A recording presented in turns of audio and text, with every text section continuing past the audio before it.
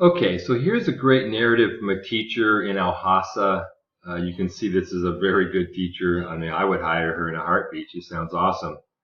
But let's listen to her experience with the company and those of the women in Al-Hassa. And again, this is representative of what the company does to all its employees. It has over 20 contracts, so it has probably 1,000 employees, and they're all getting shafted. All right? So let's get into this. I'm not obviously going to read this line for line. So she talks about the hiring and pay. Now it's really weird. I mean, this is how they operate. So she's asking to come early so she can set up her housing and be ready to teach. But they don't want that because, again, under Saudi labor law, you are paid the minute you arrive in the country, not when you arrive in the classroom. And this is another feature of the contract fraud. So she's told there's no job, and then all of a sudden the contract shows up. And this is another feature of the company. They're almost like they're bipolar. You know, they don't know what they're doing. There's a couple of reasons for this. They're so busy operating this fraud that actually operating a legitimate teaching contract is out of their repertoire. Okay, when you're operating a fraud, you've now added about 3 to 4 times the amount of work you have to do because you have to defraud everybody. This takes time, okay? And so the actual job itself and your well-being just simply aren't important. Okay, so then she talks about her pay. And of course, she arrives on the 11th, and they don't pay her till the 17th. And you know, I had an employee that they were going to make him sit for 2 weeks. We were a week away from a vacation in January, and he was sitting in the slum in Dammam, and the company had intended to make him wait. He was going to be without pay for 2 weeks. I brought him over and got him on the time card. Well, then I was fired, of course, because we can't protect our employees. And by the way, under the fraudulent contract you're going to get, you're required to comply with all labor laws at all times. So as a regional manager, you know, they're obviously going to fire you for doing that. So she wasn't paid from the 17th to November 1st. And this is really common. The pay wasn't itemized, really common. You have no idea what they're actually paying for you. You know, you're certainly not going to know what's happening with your housing allowance. They gave them a prorated pay, so which was a fraction of the amount that they were due. So this is just part of the criminal activity that they're involved in. So this is really gotta respect this teacher because she arranges her own housing. It's almost like she knows what's coming ahead. So they're putting her in a dump in Al-Hassa, and this is what they're going to do to you. All right, you're going to meet at this nice hotel in New Zealand or London or whatever you're going to do, and once you get to Saudi, and they have a lot of crappy housing there because they have poor construction methods, and you know, with the heat and humidity, there's just a lot of really substandard housing in that country. So she gets her own housing. This happened to a number of employees, probably dozens, because they don't want to give you the housing allowance. This is one of their biggest frauds, is this housing allowance. You're getting the equivalent of about $800 a month, and they're going to put you in a $150 to $200 slum hotel, which again, many of them are dangerous. They're actually going to endanger your health and well-being.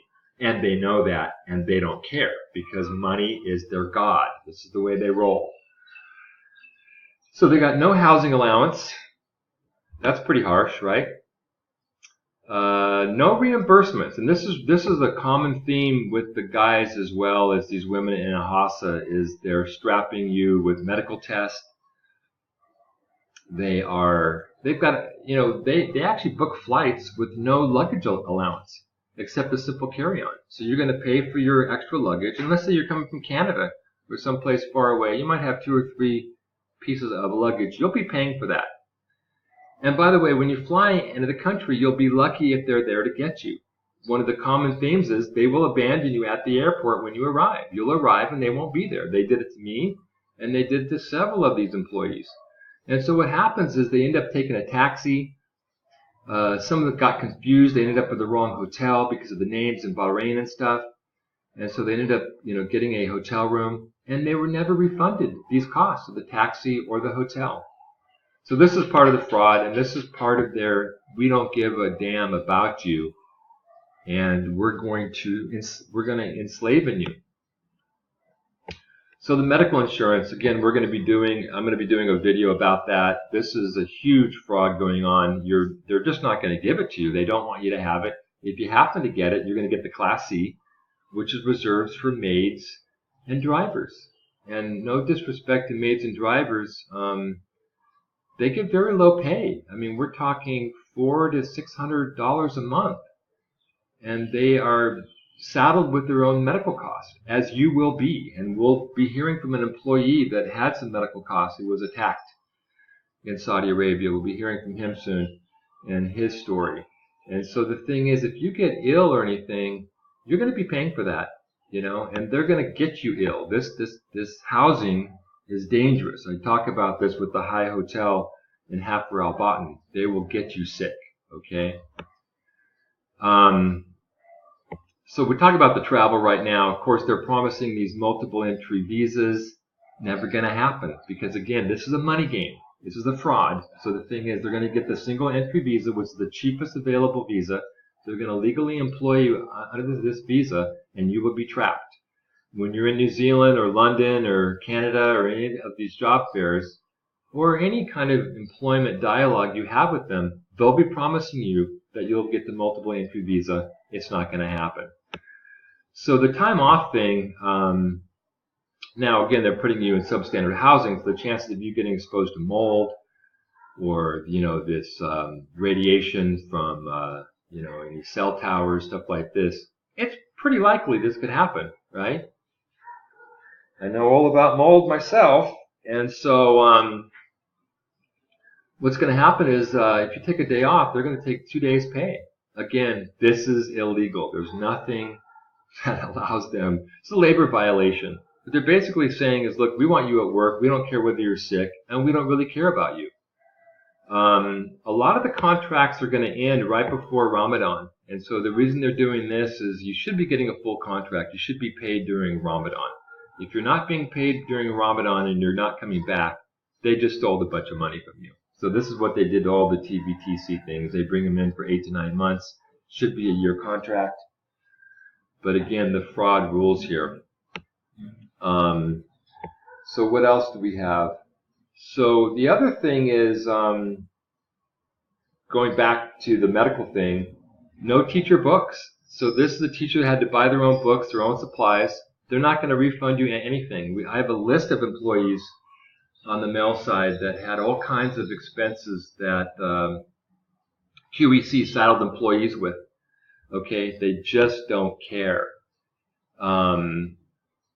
So let's, she talks about the well-being of the students, which was our concern. I mean, any legitimate teacher is concerned about the welfare of the students. And these high turnover rates, and again, because they tend to attract some teachers that you really wouldn't want in the classroom. A lot of teachers aren't going to work for that low wage. You end up really devaluing the students, and they just don't matter. The students are merely just an ATM machine that QEC can go and cash their own checks. So anyway, I appreciate this narrative from this teacher, and watch yourself out there. Good luck.